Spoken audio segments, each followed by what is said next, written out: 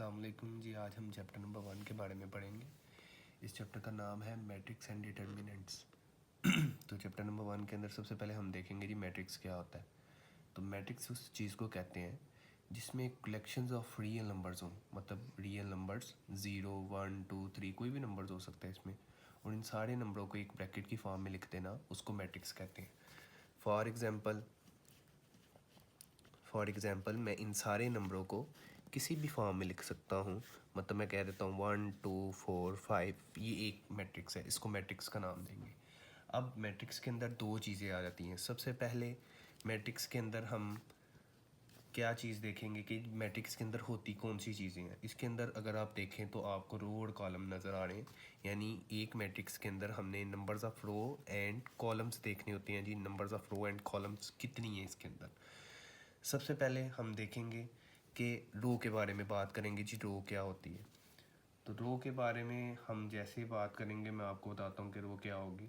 कि किसी भी कोई भी ऐसी लाइन मैट्रिक्स के अंदर जो हॉरिजॉन्टली हो उसको रो कहते हैं। फॉर एग्जांपल कि इस मैट्रिक्स के अंदर जो लाइन 1 एंड 2 है इसको हम रो से डोनेट कर देंगे, और कॉलम्स वो होते हैं जो वर्टिकली लाइंस होती हैं, मतलब 1 एंड 4 इसको हम कॉलम से डोनेट कर देंगे। उसके बाद हम इस चैप्टर की एक्सरसाइज नंबर 1 के ऊपर आते हैं। एक्सरसाइज नंबर 1.1, जैसे कि एक्सरसाइज नंबर 1.1 का क्वेश्चन नंबर 1 है find the order of matrix. Question number 1 है find the order of matrix, और इसका क्वेश्चन नंबर 1 है जी जिसको ए से उसने एक मैट्रिक्स के साथ डोनेट कर दी है। जैसे क्वेश्चन नंबर 1 है 2, 3, -5 एंड 6।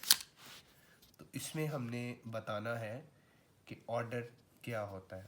तो ऑर्डर वो होता है, ऑर्डर की बात कर लेंगे। यहाँ पे मैं लिख लेता हूँ जी ऑर्डर के बारे में भी मैं बता देता हूँ कि एक मैट्रिक्स के अंदर फॉर एग्जांपल ये ऊपर वाला जो मैट्रिक्स है 1, 2, 4 एंड 5, इस मैट्रिक्स के अंदर हमने देखना होता है कि numbers of row and columns कितनी हैं। Numbers of row and columns is known as order. यानी अगर मैं इस मैट्रिक्स के अंदर देखूं तो आपको देखने से ही पता चल रहा है कि इसमें दो रोज़ हैं और दो ही कॉलम्स हैं। तो इसका अगर मैं ऑर्डर लिखूंगा तो इसका ऑर्डर होगा 2/2, या फिर हम इसको 2x2 भी लिख सकते हैं। तो इसी तरह से हमने इसका ऑर्डर बताना है। तो ऑर्डर में सबसे पहले आपने क्या देखना है, नंबर्स ऑफ रो। तो इसमें लिखूंगा मैं जी नंबर्स ऑफ रो मैंने देखनी है कितनी है। तो नंबर्स ऑफ रो देखेंगे, एक ये रो होगी और एक ये होगी, तो कितनी रोज़ होगी टोटल, 2 रोज़। इसी तरह से हमने नंबर्स ऑफ कॉलम्स देखनी है। तो नंबर्स ऑफ कॉलम भी इसी तरह से, दो ही कॉलम है इस मैट्रिक्स के अंदर। तो इसका अगर हम ऑर्डर लिखेंगे तो वो ऑर्डर होगा 2/2। इसका क्वेश्चन नंबर 2 के ऊपर आ जाते हैं। इसी तरह से सेम क्वेश्चन है, बी वाला मैट्रिक्स है 2, 3, 0 एंड 5। अगर इसका हम ऑर्डर देखेंगे तो इसी तरह से हमने इसके अंदर देखना है नंबर्स ऑफ रो। हम देखेंगे कि नंबर्स ऑफ रो कितनी है। तो नंबर्स ऑफ रो 2 रोज़ हैं, और नंबर्स ऑफ कॉलम्स हम देखेंगे तो इसमें नंबर्स ऑफ कॉलम्स भी 2 हैं। अगर हम इसका ऑर्डर लिखेंगे जो हमें क्वेश्चन के अंदर पूछा हुआ है तो इसका ऑर्डर होगा 2/2। इसी तरह से इसका पार्ट सी है जिसके अंदर एक मैट्रिक्स जो डिफरेंट मैट्रिक्स आपको दिखने में नज़र आ रहा है 2 और 4। इसके अंदर भी हमने नंबर्स ऑफ रो देखनी है। नंबर्स ऑफ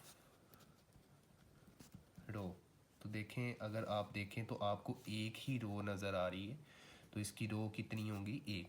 लेकिन जब आप कॉलम्स के ऊपर आएंगे तो इसके अंदर 2 कॉलम्स हैं, मतलब हर एक वैल्यूज़ का डिफरेंट कॉलम्स होता है, एक ये कॉलम और एक ये कॉलम। तो इसके नंबर्स ऑफ कॉलम कितने हैं जी, 2। अगर हम इसका ऑर्डर लिखेंगे तो ऑर्डर में एक चीज़ आपने याद रखनी है कि सबसे पहले आपने रो लिखनी होती है, तो इसका रो आ गई पहले, फिर रो 1/2, यानी पहले रो आती है उसके बाद कॉलम्स आते हैं, तो इसका ऑर्डर हो गया 1/2 का।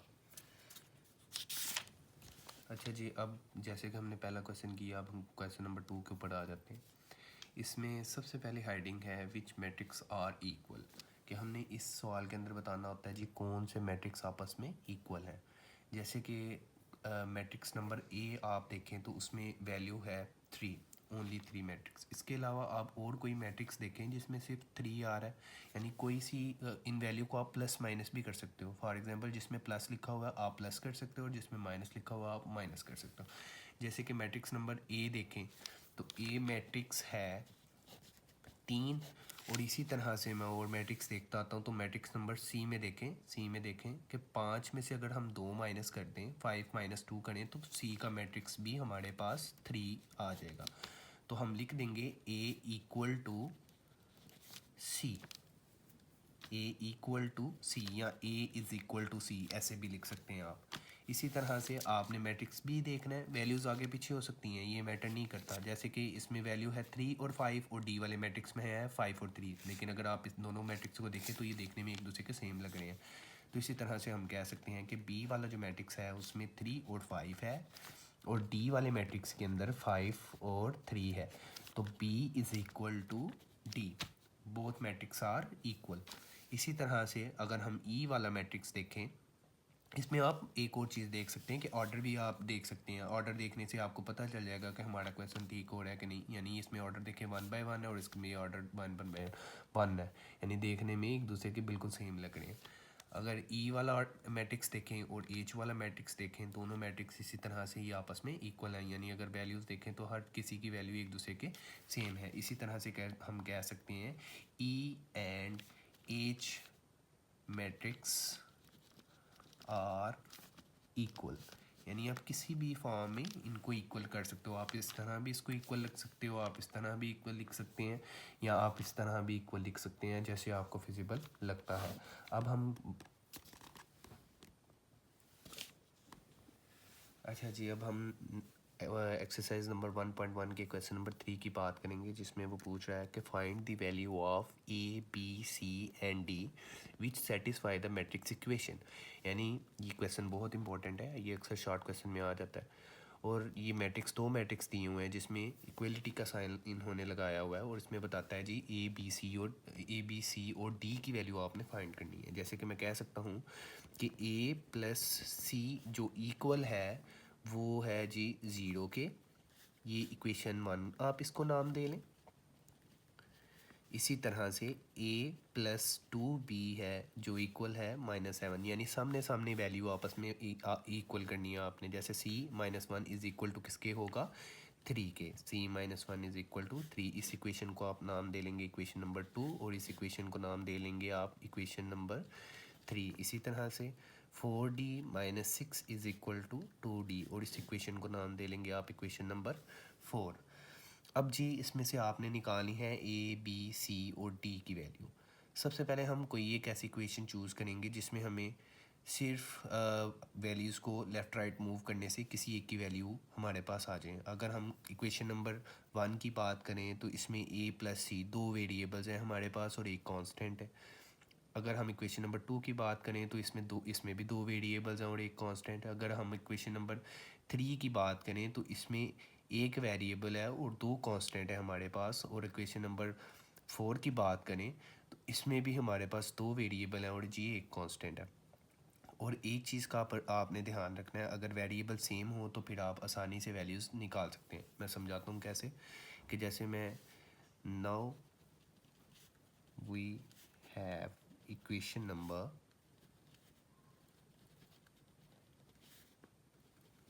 3 के, जैसे कि हमारे पास इक्वेशन नंबर 3 है तो हम लिख लेंगे c -1 is equal to 3।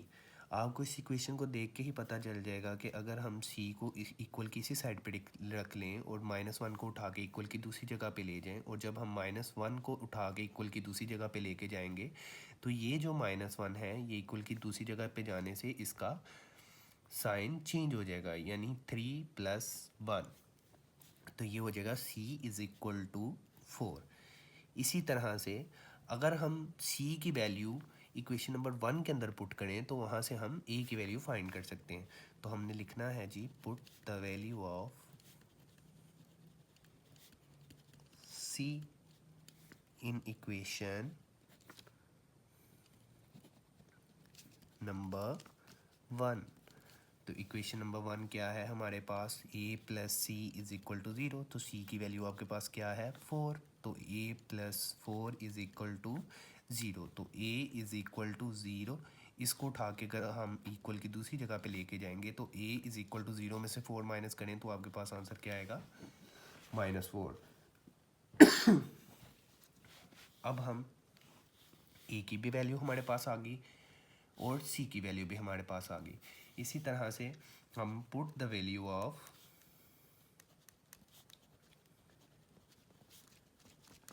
a in equation number 2 कि हम a की वैल्यू जो है वो पुट कर देंगे इक्वेशन नंबर 2 के अंदर। तो a plus 2b is equal to -7 और a की वैल्यू है हमारे पास -4। तो जहाँ पे यह a है हम वहाँ पे -4 पुट करेंगे। तो -4 plus 2b is equal to -7।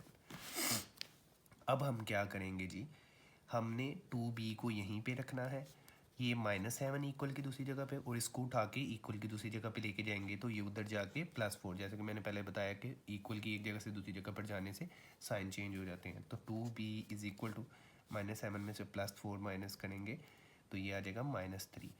अब b के साथ कोई भी वैल्यू नहीं होनी चाहिए क्योंकि क्वेश्चन के स्टार्टिंग पे ही मैंने बता दिया था आपको कि आपने a b c और d की वैल्यू फाइंड करनी है। तो b की वैल्यू आपके पास आ गई -3/2।